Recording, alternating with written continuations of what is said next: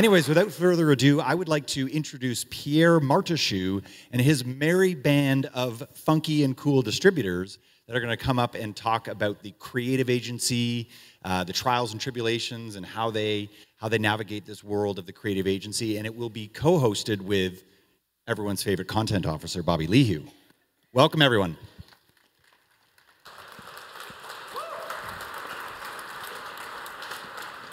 Hi, everybody. Well, Pierre's the Frenchman, so he said we cannot have a conversation without having a drink. So I'm sorry, you'll just have to watch. This is a real honor. You know, this room is full of so many creative, progressive, sharp, imaginative people. And one of the things that I'm really proud to be a part of is the community itself. And within the community is this real desire and hunger to remain sharp and to just squeeze and savor the marrow out of life the best we can, including our businesses. And one of the interesting evolutions in the industry has been this creative agency model that many of us in the room embrace. But there are a lot of challenges with it as well. So today, the purpose of our conversation is to talk with folks who are at the heart of this model, to talk about the opportunities, the challenges, the profitability, and to just have a discussion, as Pierre likes to say, and not make this too formal. We also want questions from you, too. So there are going to be mics. There's a mic here. We'll have another mic over here. So if you have any questions, toward the end, we want you to ask them as well. But let me introduce my guest today. Pierre, of course, the great Frenchman over here on my far left with command. Those beautiful journals you're holding in your hands are courtesy of Pierre and team. Yvonne Lyngaas Zeman from Monarch and Company. Kat Magner is with Canary. And Lauren was scheduled to be, she's in the bio there in the book, but Lauren actually had a client conflict in Europe, so she got stuck in Europe and had some travel issues. So Kat, thank you for stepping in and helping us with this. And Lee Fine with Juice Marketing, who's doing some amazing things. We'll get into that in a little bit. Do I? Yep, it's fine. That was going to be my first question. Is there a cab? Yes, there's a board. Hang on, just a second.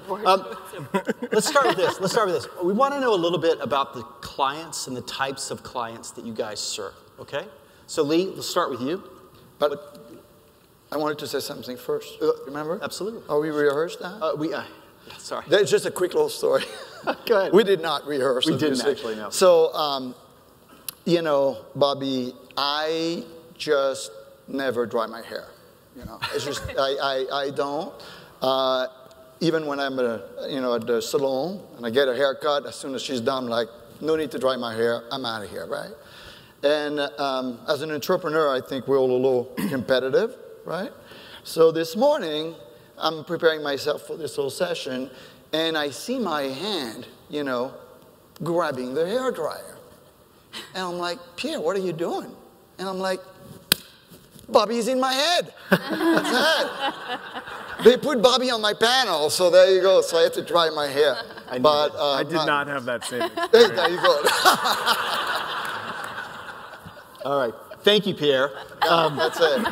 And cheers, man. Yeah, cheers to you, my brother. Cheers to you. All right, so what type of clients do you serve? Please tell us the customer's name, the volume of revenue they do, and their cell number. Sure. There's a lot of people that are doing some prospecting. So Patricia has a budget.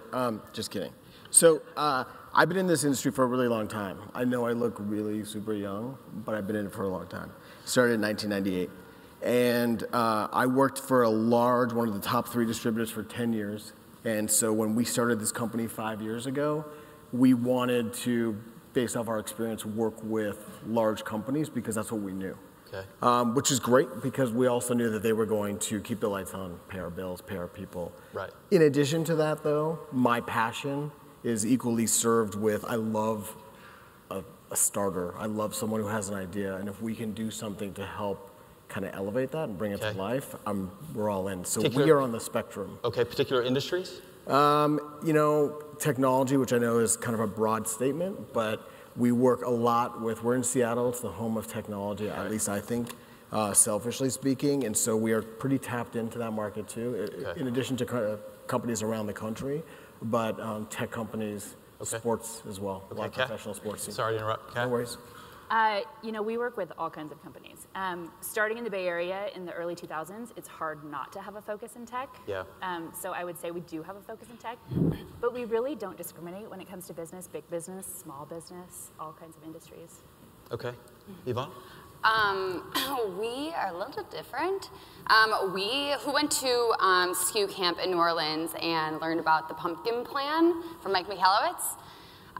So last year, or 2 years ago, I think we kind of started getting rid of smaller clients who didn't spend at least $10,000 or more a year with us. And then at our retreat this year after SKU Camp, we did the pumpkin plan. So we downloaded the scorecard online, made it look pretty with our stuff, ranked our clients in profit, and found that we are best with ad agencies, 500 employees or less, who work in B2B, hospitality, tech, and liquor. They're typically in Chicago and in New York, and our contacts are, our contacts are producers and account executives. So that's kind of who we target. Nice, okay. How do you guys leverage these cool relationships to get more business? You know, when the economy's really good, one of the biggest challenges in this industry is us new business development, right? We're just taking care of everything that we can take care of. And yet, referrals are gold, right? That's where our future business comes from. So we need to leverage these existing accounts to grow new business. How are you guys leveraging these incredible accounts that you're doing some great work for? We don't have the time to get into all of the incredible campaigns you guys have built. How are you leveraging these relationships to get more? With existing clients? Yeah. So, I mean, look, that's the easiest thing of sales, right? A warm call versus a cold call. So for us, it's just, we don't look at it like a client, we look at it like a friend. And I know that sounds obnoxiously cheesy, because it is, but we have a huge sign in our office that says, you'll never let down a friend, so don't let down a client. It's one and the same to us. And so we typically, I don't look at someone with the potential or as a dollar sign. I look at how can I provide a solution. And either I'm of value to them or we're not.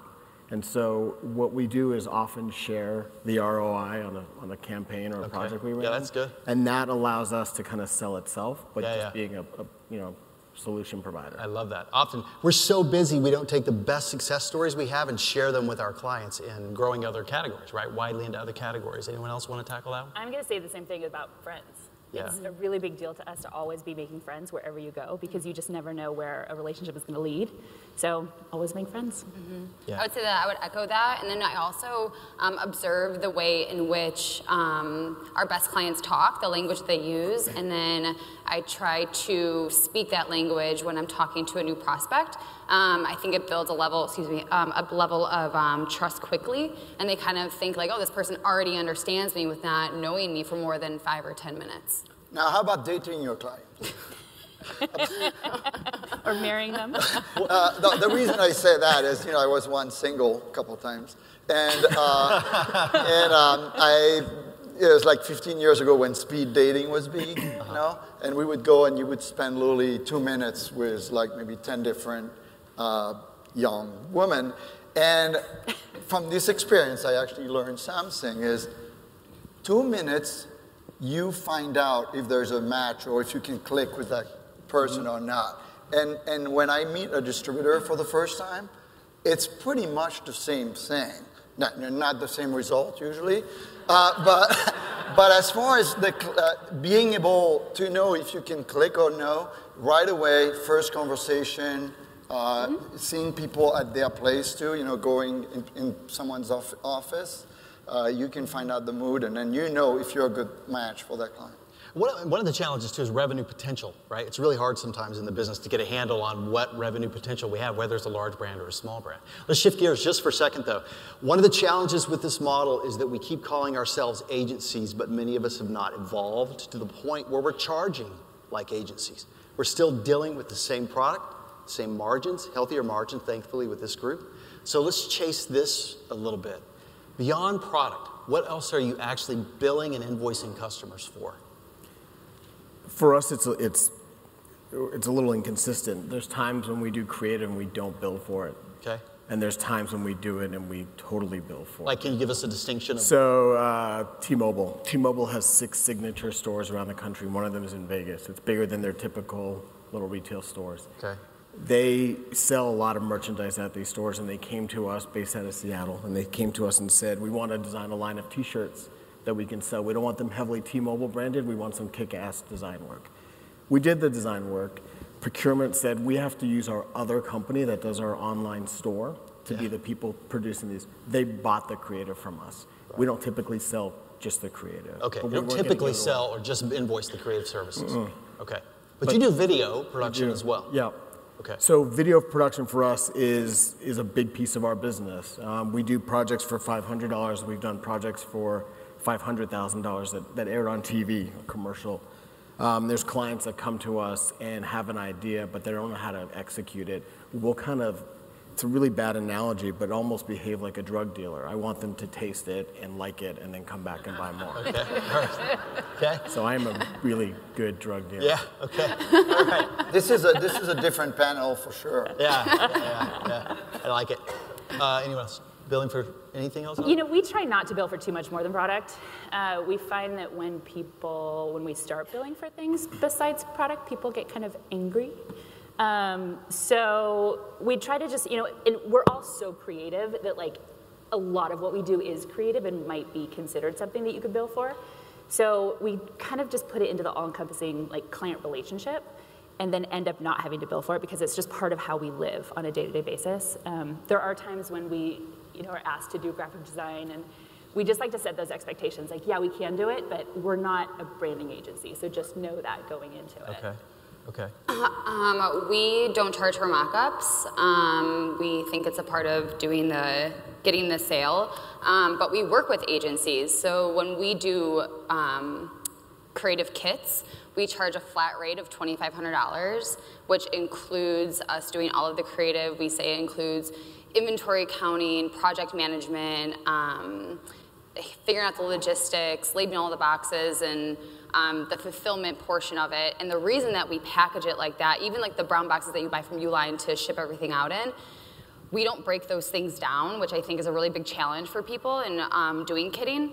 And so the reason that we don't break those services down and kind of put them, we're not as transparent about those things is because, like you, we would never sell those things independently. So if someone asks us for a logo, we would refer that to a branding agency or a graphic designer so they could do the entire strategy. But we do, for kits, charge a management fee because there's so much more creative and time that goes into that. In addition to the supplies and all the products and all of it as well. But we will break down like the kit itself, right? Because if there's a tumbler or there's something in a kit, kind of what Larry was showing earlier on the screens, you know, if someone said, well, I just want to buy that product, and clients are just trying to figure out how much the kit actually costs.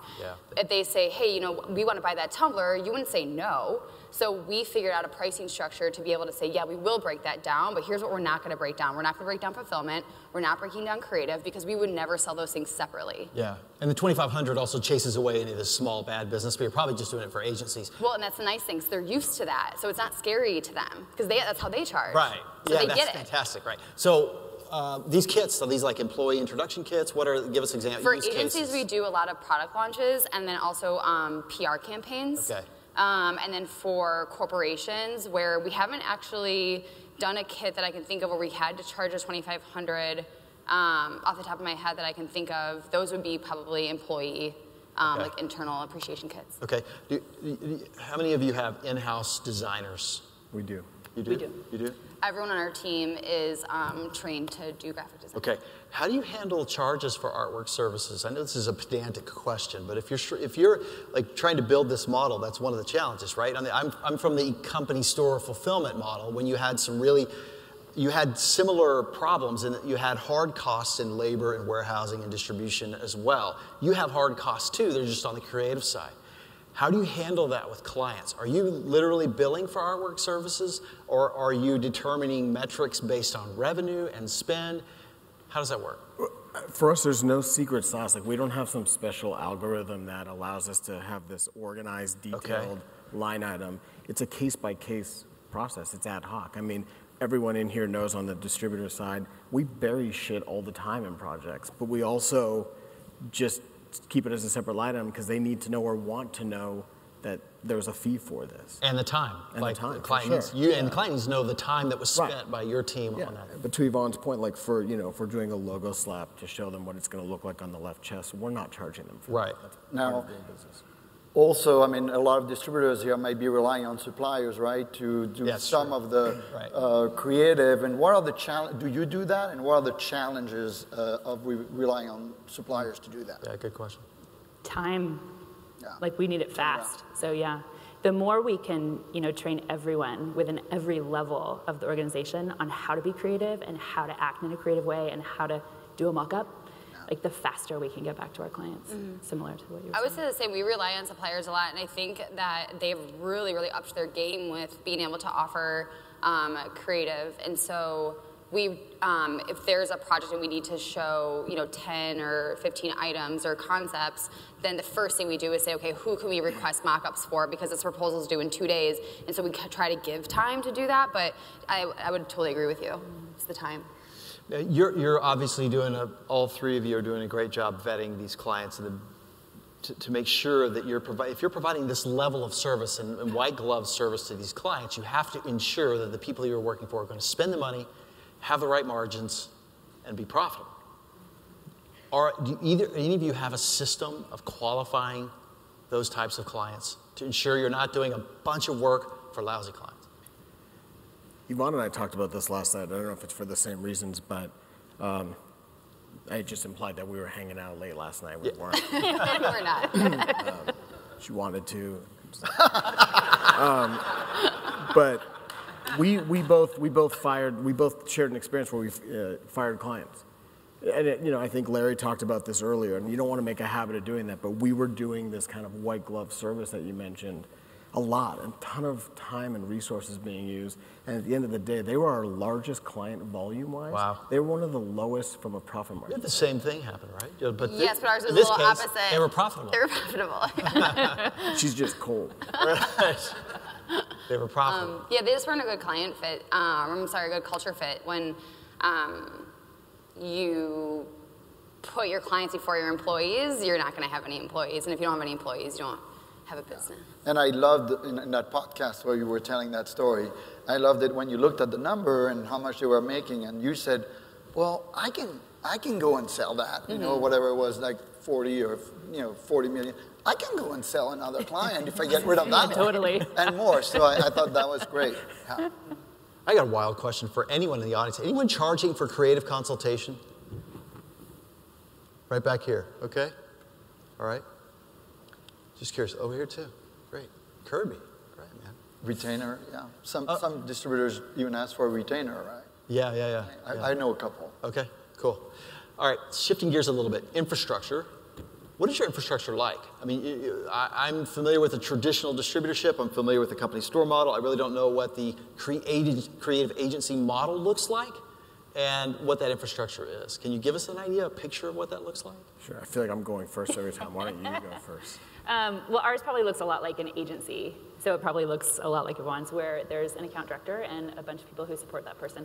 And you know, where we differ, I think, from the industry is that it's not a very typical sales role. So people aren't selling and then passing it off to a customer service department.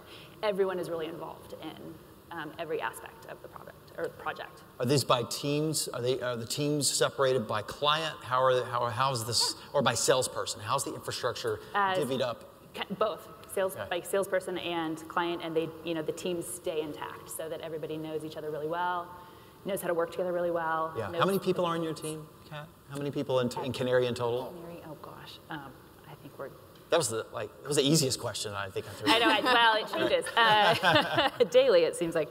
I think we're getting close to like 75 or 80. 75 or 80. Yeah. Okay. Wow. All right. We have 6. Right. 6 people. Yeah. But I think that's cool, right? Like you can still do this stuff when you are small. And Canary is one of the distributors that we would look up to and that we aspire to be like. And for us, we do it by client split. So Rachel on our team, who I'm sure a lot of you have met, She handles 70% of our clients. I handle a couple of them, and then Lucy and Mackenzie support both of us. And as we grow, my vision is to have Rachel kind of be the director of client services, and then have Lucy and Mackenzie kind of move up into doing proposals and client communication, but no orders. And then bringing somebody else up in to do orders and proposals. And so what we found is when you're doing orders, proposals, and client communication, it is too much. And to let somebody fly, if you can take one of those buckets away from them and say you're going to do orders and proposals, so they're still connected to the client, and then as they mature and grow, I would say grow up, they're raised, they move then to doing proposals and then client communication. Okay. That's kind of how we're like That's trying cool. to structure All right, it. love it. Kat, tell me your locations again. San Ramon in the East Bay, downtown San Francisco, and Portland, Oregon. Okay, and the infrastructure is similar in all three, or do you have concentrations of talent of services in particular areas? No, it's pretty much Okay. the same. We're very. And Lee, you do the video services. Yep. And of course, promotional products. Do you have any other creative services? Web development. Web development. So our website development, we have we don't have a lot, 3 company stores, and 90% of our web dev work is non-promotional products related. Okay. All right. Yeah, I mean, another thing is about being creative. Like you said, let's not forget we're here to sell products. So one of my questions is, what is your strategy or your approach in terms of sourcing products? Outside the industry, inside the industry, domestic, import. We do a lot of retail, and we use, Urban Outfitters, for example, a retail store. I love how they brand. I love how they take their brand and position it. We use them all the time. I forget who it was earlier. Like, we are not shy. I always say, like, good artists borrow, great artists steal. We steal stuff all the time. I think it was Larry, actually, that was showing it. So we do that same behavior because there's times when we are innovative and creative, and there are times when we hit a wall and we need to kind of look and see what exists and just kind of reskin it. We do that. Yeah, we look everywhere. I love going to the retail marketplace to get new product ideas and designs. And it's great when you can take like a small local retail artisan and sort of put them on the map and call them and ask about their product, and then they're like, oh, well, the minimum's 6. They're like, well, can you make 10,000? So, and then in a few years to see them at PPAI and see, how, our industry can really influence those local makers. Yeah. Kat, you just said retail. Any specific shows? No, just out on the streets. Yeah, that's cool. Okay. How about the New York gift Etsy. show? Yeah, we go to the New York gift gift show, shows? yeah, sure. Okay. Cool. All right. I mean, so far, Bobby has been doing most of the talking. I've been doing most of the drinking. I'm the only one, I think. So come on, guys. But yeah, one of my questions is, we're talking about more than just selling products and, offering some services. And part of being an entrepreneur in the creative spaces, do you see yourself as a disruptor? I think, Lee, you have a good story that when I went to see you, you were excited about. I'm like, I love this. Right? Levi's. Yeah. So we, again, my business partner and I, we worked for this large company, and we were, it's probably best said, we were extras in someone else's dream, for sure. And we just thought there were other ways to do things. There was a lot of positive and a lot of negative that we left behind. And one of them was we wanted to be a little bit of a differentiator in this space. There's a ton of consolidation. I was talking to Darren Lossy. He's over there somewhere. He works for Handstands. And there he is. Hi, Darren. So good looking. So we were talking about another consolidation that happened. And I said, what, we need to kind of, instead of just sitting on this perch and watching, we need to do something a little bit more innovative. So through our experience on the sports side, working professional sports leagues, we had a relationship with Levi's, and we spent 18 months working with them to become an exclusive provider of all Levi's wearables in this space. So now we started another company called Rockhouse Brands, where we distribute Levi's as a supplier, basically. So we're kind of doing 2 things, the distributor and supplier. Yeah. And you have I think you're going to show some of your... We are. Right? So we opted to not be on the floor. We're going to have a suite at Mandalay this week where we'll be, by invite only, kind of showing the product. If anyone's interested, showing the product. We kind of soft launched. This week is our big kind of, launch. And it's been incredibly popular. Yeah, and I obviously think that bridge some between big names for sure, yeah. right? So we're working with Staples and Halo and many others. But I'm not really concerned about the size of the distributor more than what brand is going on the jacket, and that's truly because no different with Under Armour and Alpha Broder. There's just some things that Levi's has rules on. Yeah, Rockhouse Brands is also obviously built to house other brands other than Levi's. The goal, we don't want to have a ton. We want to have like 3 to 4 retail brands. We don't have the time, energy, or the tens of millions of dollars it takes to make something a household brand. So we want to take something that already exists, like Levi's, and then, leverage it. Yeah, I was talking to Yvonne at the last Q camp, and I was telling her about that little packaging company that we acquired. And then obviously packaging and fulfillment is something you do every day. And then Yvonne was like, Pierre, we might be competitors. I'm like, yes, that's awesome.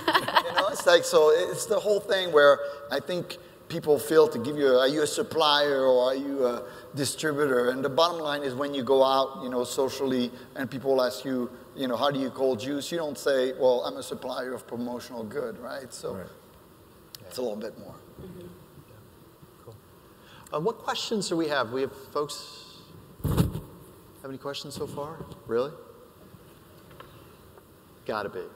No. Yeah, we wanted to talk a little bit about the DNA, right? Like what makes you, so those guys, I work with them on a daily basis, and Canary for a while, as I said, Kat and I, we kind of grew up in the industry together, right? Mm-hmm. So, and typically, when you meet the traditional distributor, one of the things to grow is they're going to hire more salespeople, right?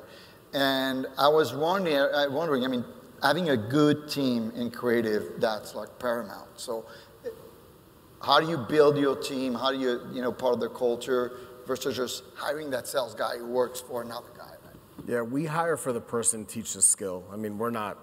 We're not brain surgeons. We're not attorneys. You don't have to go to school for this. I think it's a lot easier to teach someone what we do than you can't teach people. And I think for us, we've really lucked out with kind of that philosophy of hiring for the person.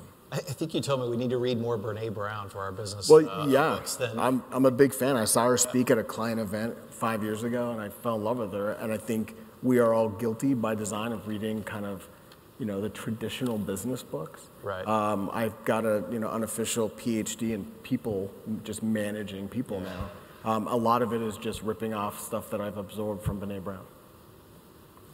How about you, Kat? You have like 75, 80 people, right? That's we just really depend on our core values and our mission. And if we can just keep our core values as a North Star and make all our decisions based on that, whether it's who to hire, like how to train them, and how to raise them up through our organization, as long as we're focused on creativity, customer service, excellent work, integrity, the right people will come along. How do you guys, it's interesting, Larry's still in the room? Larry, you around here? I remember talking to Larry, who's still on his commute home, $50 million distributorship, and is grabbing ideas, cutting ideas out of magazines, and keeping this creative mind active all the time. How do you guys keep your imagination active, and how do you fire up your creativity? Drugs. All right. Wine. I was like, are you going to say it or am I going to say it? I think the more creative I'm being, the more creative I am. So I learned macrame last weekend. Okay. So just little stuff. Keep the mind going. That's actually great. We have a leadership coach, and I read an article somewhere, and I brought it to him, and I was like, I think I have a problem. And he was like, what is it? And I was like, I don't do anything but work. And not in a bad way. I really like what we do, and I still eat dinner with my husband every night, and I have my mornings to myself, and I have a pretty balanced life, but I don't excel at anything. Hold on, you're married? Here. I don't excel at anything that is personal to me. Besides, I play soccer, but I don't have a hobby like that. So that's actually one of my things to do this year, is to try to find something that I want to do. And for anyone that is also kind of in the same boat, especially as a founder, to be able to take that time for yourself. So I travel a lot. We have a open vacation policy to take advantage of it. And then I also listen to How I Built This, which has nothing to do with our industry, but it amps me up and really has helped me through some like really difficult times. So those are the two things I mostly do: travel and. I wanted to ask about the start. You know, a lot of people in the room want to be, you know, the next Canary or Juice Marketing or Monarch. And so some of you, at least I know you two, you have partners, right? So you started from the get-go with business partners, and then you kind of started alone. And so I kind of wanted to see what would be the advice there. I mean, partnership is hard. For those of us who are married, we know that. But yeah, it kind of sucks. I mean, I started this company with one person, and 6 months later, we added a third partner, and now he and I are the only two. The other one, who coincidentally was my best friend for 20 years. We basically had a respectable breakup, you know, because we knew that working together was not a healthy thing. And so he's now gone on and done, you know, his things. We're still really close.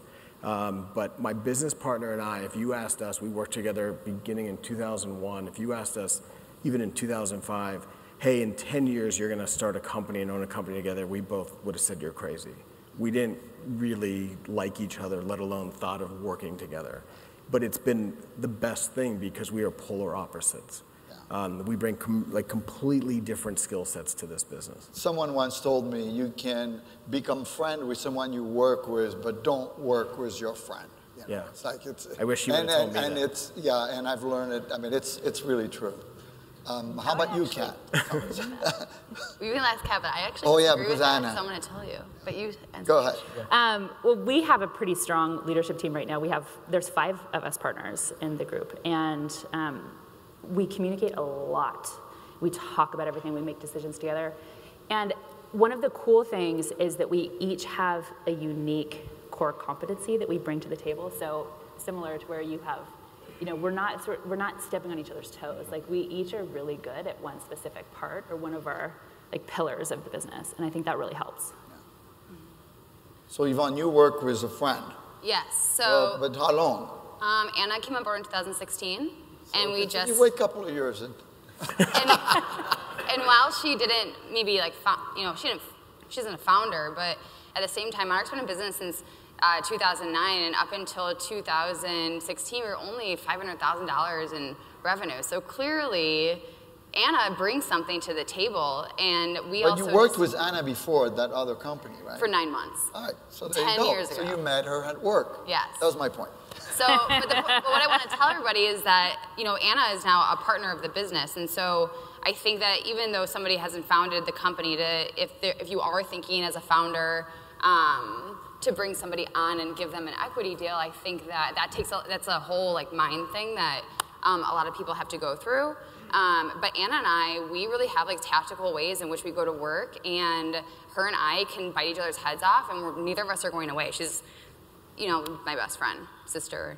So going back to us being competitive, right? I mean, you know, we have clients, you know, and we have suppliers, and then we have competition, and you do, right? So my thing is, as, you know, even you, like Kat, you know, you're like I tell you, a lot of people are checking out what Canary is up to, right? So do you check out sometimes your competition? Do you keep tabs of them more?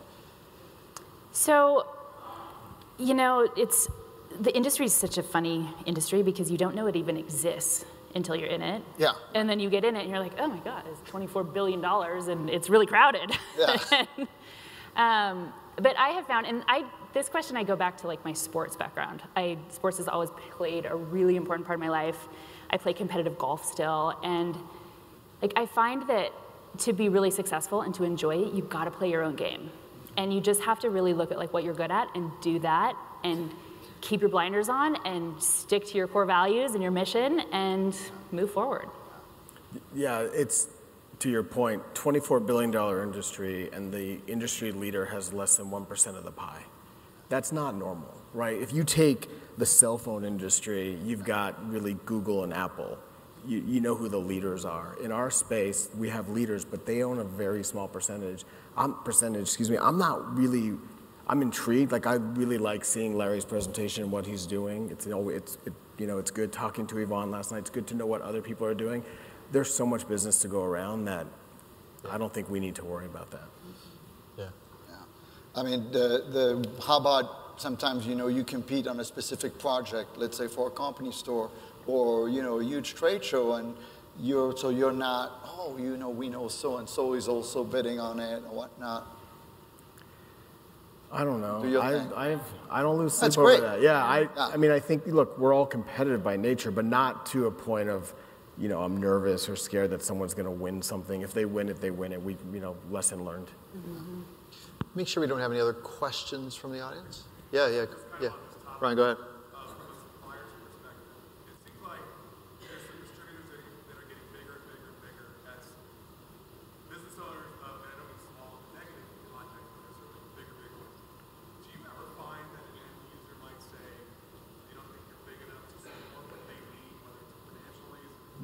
Yeah, it happens all the time. We just got an opportunity with, oh, sorry. The question was do you want to stand up and say it? Right. That's okay. So the question was really about, do clients push back on your size in terms of the projects that you're going after? Right? You're too small. We're this huge company. Right. Do you have the bandwidth? Yeah. So I used to work at BDA. When I worked there, it was, they were involved in every huge RFP that came out because of their size. And then now in my current life, RFPs come, and after doing 3 and 4 of them, on paper, we don't compete. We don't compete with Staples and Halo and BDA on paper. We just got one last week that we looked at, 107 questions, and we said this will be a really good opportunity that we will not win because we will not, on paper, compete with these other larger companies. We don't have 300,000 square feet of warehouse. I don't have an office in China. I don't, we can't play, so we just didn't do it. But you're clearly working still with large brands. Well, so for us, quick story is years ago when I was at BDA, we were at a meeting at Coca-Cola in Atlanta, and there's 5 distributors sitting in there, and the director of procurement came out and said, hey, we spend $80 million a year on branded merchandise. You 5 companies represent $40 million of that spend. There's another $40 million being done by rogue spend. And I leaned over to my VP at the time and I said, we should just do rogue spend because there's no contractual margin and no one, you don't want to be tied to those bylaws that they put up against you. And so now we have a couple of contracts, but that's not what we're chasing because it comes with a headache. I'll be a rogue spender happily, or buyer, excuse me. Yeah. Rogue spending is nice. Very nice. Now, Kat, you guys handle some big stores and big companies. We do. It's really interesting because sometimes we want to seem smaller to get some business, and sometimes we want to seem smaller. Yeah. We want really. Canary being on stage is like wow because you guys are kind of like, but everybody knows. No, we're just this little boutique agency. There's we really try to be small and agile and work with anybody, and then there's times when we have to pull out our big guns and be like, yeah, we can handle it. Cool. Any questions? Yes, Jed.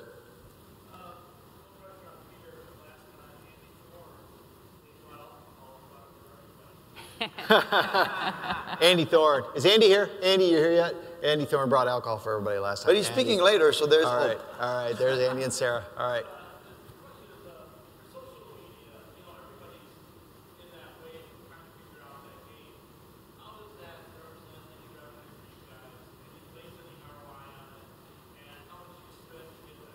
How are you handling social? Are you talking about our social or for clients? Your social. For you. I think we kind of suck at social. I manage it, and if you want to go and look at Juice Marketing Social, you could tell me what I already know, which is we should probably hire that out. We do that for clients. So clients will come, we're doing video, merch, experiential. Can you do social? We say yes, and then we've since partnered with a third party and do it. But it's kind of like we make websites, and I hate our website, right? You kind of clean up your house last. And so we're just bad at kind of doing what we do for other people, for ourselves. Any other social comments, or we can move on? No? We don't. I do ours. Okay. Yeah. Yours sucks, too. Just kidding. We don't pay for it. I think we probably could, but we don't view it as a revenue generator or any sort of ROI. We just want to look cool when people are checking us out. Other questions? Over there. Brian. Yeah, so one of the things we struggle with is, when you're talking about, we're trying to bring more value to our clients, you're talking about offering creative. And I think one of the challenges is we're trying to decide we're not charging for it, not nearly enough. And we feel like, okay, if we can do this for the client, they're really going to appreciate this. The challenge is, if we don't charge, how do you remind them what you're doing for them? It's not on an invoice, and how do you create the value? It's a great question. I'll repeat it in case some people in the back didn't hear. So, want to charge for services? How are you communicating to the client the value of your creative service? If they're just getting an invoice for a mug, and you have a shit ton of work buried in that mug, including artwork services and all your creative and all this imaginative work, how are you reminding clients that you're doing all of this? So this will bite me in the ass if anyone becomes a client potentially, if someone goes on the other side in this room. But we will often remind them that we waive that fee.